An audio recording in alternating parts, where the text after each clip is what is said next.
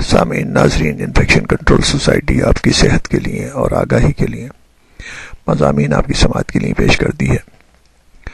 مسکریج کے بارے میں ہم آپ کو بتا رہے تھے کہ مسکریج کے کیا مسائل ہیں اور کیا اسباب ہیں۔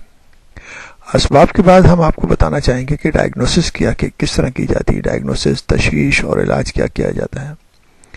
مسکریج استحقاق کی تصدیق کے لیے ڈاکٹر مریضہ کا معائنہ کرنے کے علاوہ الٹرا ساؤنڈ ٹیسٹ کی ہدایت کر سکتی ہے۔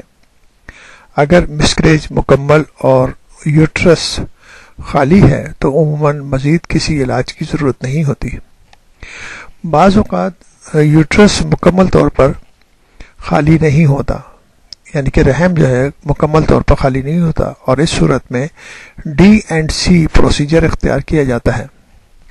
بعض اوقات متبادل طریقے سے یعنی دواؤں سے بھی یوٹرس یعنی کہ رحم کو خالی کرنے کی کوشش کی جاتی ہے۔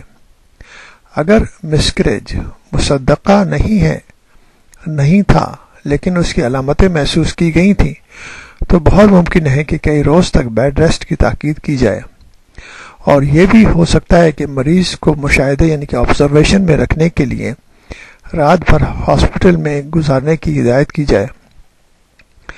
مسکریج یعنی کہ اسقاط کی صورتحال کی نگرانی کے لیے خون میں حمل یعنی کہ پریگننسی کے ہارمون HCG کی مقدار کی بھی جانچ کی جا سکتی ہے۔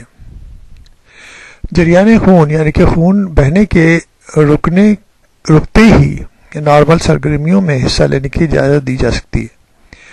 اگر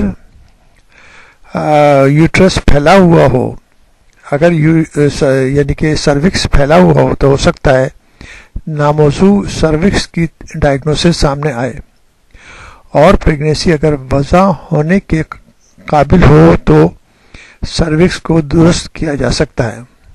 اگر مریض کے خون کی قسم RH نگیٹو ہے تو ڈاکٹر اسے RH امیون گلوبولن ریوگرام دے سکتی ہیں۔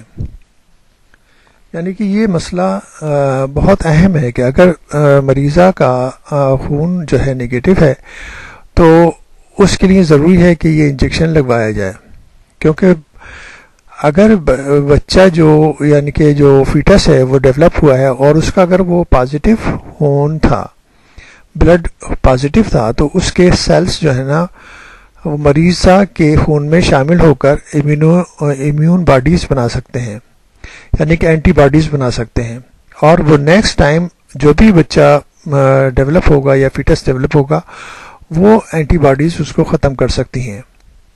اس لیے ضروری ہے کہ اگر مریضہ کا خون نگیٹو ہے تو ریوگرام گلوبولن کا انجیکشن دینا ضروری ہو جاتا ہے۔ اس بلڈ پروڈکٹ سے وہ اینٹی باڈیز نہیں بنیں گی جن سے بچے کو یا مستقبل میں پریگننسی کو کوئی نقصان پہنچے۔ اگر کسی خاتون کو لگاتار 2 سے زائد مسکریج سے سابقہ پیش آئے تو خون کے ٹیسٹ یعنی کہ جینیٹک ٹیسٹ اور دوائیں ضروری ہو جاتی ہیں۔ بار بار کے مسکریج کے سبب جاننے کے لیے بعض ڈائگنوسٹک پروسیجر اختیار کیے جاتے ہیں، جن میں اینڈومیٹریل بائپسی ہے، ہسٹروسلمنچوگرام ہے، ہسٹروسکوپی ہے اور لیپروسکوپی شامل ہیں۔ تو ان کے ذریعے صحیح پتہ لگایا جا سکتا ہے کہ کوئی ایسی ایبنارملٹی تو نہیں ہے جس کے ذریعے یہ بار بار مسکریج کا خطرہ ہے۔ اگر اس کی ڈائگنوسس ہو جائے تو اس کو حل کر کے، اس کو کریکشن کر کے اس مسئلے کو ختم کیا جا سکتا ہے۔